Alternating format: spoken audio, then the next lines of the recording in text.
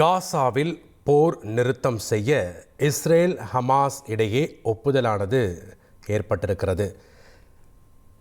2023ஆம் ஆண்டு அக்டோபர் மாதம் 7ஆம் தேதி இஸ்ரேல் ஹமாஸ் இடையே போரானது ஏற்பட்டது. அதனைத் தொடர்ந்து கிட்டத்தட்ட 15 மாதங்களுக்கு பிறகு இந்த ஒப்பந்தம் மற்றும் ஒப்புதல் செய்யப்பட்டிருக்கிறது.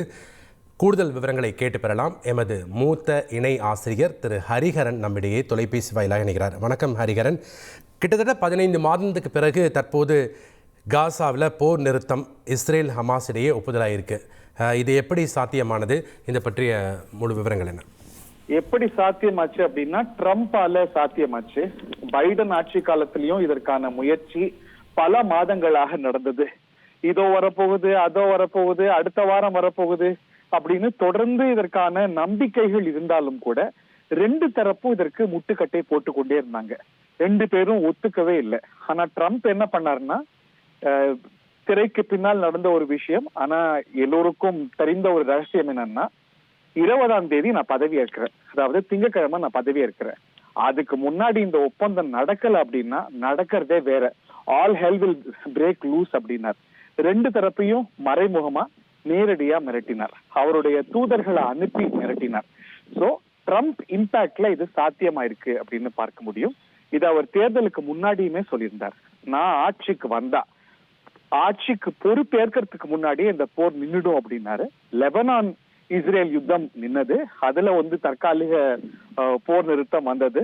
அது போலவே காசாவிலையும் வந்திருக்கு அப்படின்னு பார்க்கணும். இதற்கு கிரியா ஊக்கியா இருந்தது ட்ரம்ப் என்று பார்க்கணும். ஆனா இதற்கான முயற்சிகள், அடித்தளம் இவையெல்லாம் பல மாதங்களாக நடைபெற்று வருது. ஏதோ ஒரு காரணத்தினால இது தடைப்பட்டுடும். ரெண்டு பேரும் ஏதோ ஒரு விஷயத்துல சம்மதிக்க மாட்டாங்க. ஆனா அதையெல்லாம் தகர்த்தெறிந்து இந்த ட்ரம்ப்புடைய மிரட்டல் அப்படிங்கிறது ஒர்க் பண்ணிருக்குன்னு தான் சொல்ல முடியும். கத்தார், ஈஜிப்ட் உள்ளிட்ட நாடுகள் இதற்கான முயற்சிகளை தொடர்ந்து எடுத்து வந்திருக்கிறாங்க. அப்கோர்ஸ் இஸ்ரேலையும் இதற்கான எதிர்ப்பு, அதாவது நம்முடைய பிணைய கைதிகளை கொண்டு வாங்க, நம்முடைய ஹாஸ்டேஜ் கொண்டு வாங்க அப்படின்னு தொடர்ந்து போராட்டங்கள் நடந்து வருகிறது. காசாலையும் பெரிய மனித துயர்கள் ஏற்பட்டிருக்கு. பல்லாயிரக்கணக்கான உயிர்கள் போயிருக்கு. அந்த நகரங்கள் சிதைக்கப்பட்டிருக்கின்றன.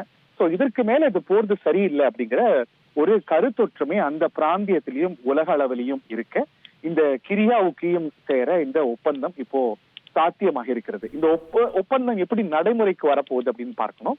கத்தார்ல இன்னும் சற்று நேரத்துல அதிகாரப்பூர்வமாக அந்த அரசின் சார்பாக செய்தியாளர் சந்திப்பில் இது விளக்கப்படும். ஆனா கசிந்திருக்கக்கூடிய தகவல்கள் என்னவென்றால், இது சில கட்டங்களாக நடக்கும். இதனது ரெண்டு தரப்பும் எதுக்கு ஒத்துட்டு இருக்காங்க அப்படின்னா, இந்த ஒப்பந்தம் முதல்ல தற்காலிக ஒப்பந்தம் வரும். அதற்கு பிறகு நிரந்தர போர் ஒப்பந்தத்துக்கு ரெண்டு தரப்பும் அடுத்த கட்டத்துக்கு பேச்சுவார்த்தை நடத்துவாங்க. இந்த தற்காலிக நிறுத்தம் வரத்துக்கான ஒப்பந்தம் என்னன்னா, அதற்கான நிபந்தனைகள் என்னன்னா, கிட்டத்தட்ட 250க்கு மேல பிணை கைதிகளை இஸ்ரேல இருந்து ஹமாஸ் கடத்தி கொண்டு போனாங்க. அதுல ஒரு 90 பேர் இருக்காங்க. அதுல 60 பேர் தான் உயிரோட இருக்கிறாங்க.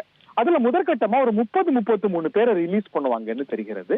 அதற்கு பதிலாக இஸ்ரேல் தரப்புல இஸ்ரேல் சிறைகள்ல இருக்கக்கூடிய பாலஸ்தீனியர்கள், குறிப்பாக சில குற்ற வழக்குகள்ல தண்டனை உறுதி செய்யப்பட்டவர்கள் உட்பட அவர்கள் ஆயிரக்கணக்கில், பல நூற்று கணக்கானவர்கள் பதிலுக்கு ரிலீஸ் பண்ணப்படுவாங்க. அதாவது ஹமாஸ் தன்கிட்ட இருக்கக்கூடிய இஸ்ரேலிய ஹாஸ்டேஜஸ், பிணை கைதிகளை விடுவிக்கும். பதிலுக்கு இஸ்ரேல் நூற்றுக்கணக்கான பாலஸ்தீனிய பிரிசனர்ஸ், அவங்களோட சிறையில இருக்கக்கூடியவர்களை விடுவிப்பாங்க. அவங்க எங்க போவாங்கிறதெல்லாம் இன்னும் தெரியல, அதெல்லாம் இன்னும் அறிவிக்கப்படும். அதற்கு பிறகு ரெண்டு தரப்பும் அடுத்த கட்டம் என்ன அப்படின்னு பேசுவாங்க. முதல்ல வரப்போவது தற்காலிக போர் நிறுத்தம் தான், டெம்பரவரி சீஸ் ஃபயர் தான்.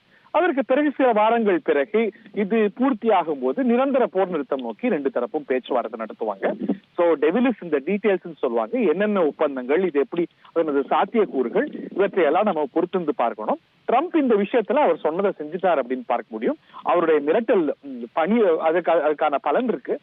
அதுல மட்டும் நம்ம சுருக்கிட முடியாது. மற்ற முயற்சிகளும் இருக்கு. பல நாடுகள் முயற்சி எடுத்திருக்கிறாங்க. ரெண்டு தரப்பிலையும் முயற்சி எடுத்துட்டு இருக்கிறாங்க. சோ முந்தைய அமெரிக்க நிர்வாகமும் முயற்சி எடுத்திருக்கிறது. அதனது கல்மினேஷனா, அதனது விளைவாக இன்னைக்கு இந்த போர் நிறுத்த ஒப்பந்தம் அப்படிங்கிறது முடிவாகி இருக்கிறது. அடுத்த கட்டம் என்னங்கிறத நம்ம பொறுத்து வந்து பார்க்கலாம். நன்றி திரு ஹரிஹரன், இணைப்பில் இணைந்து பல்வேறு தகவல்களை பகிர்ந்து கொண்டமைக்கு.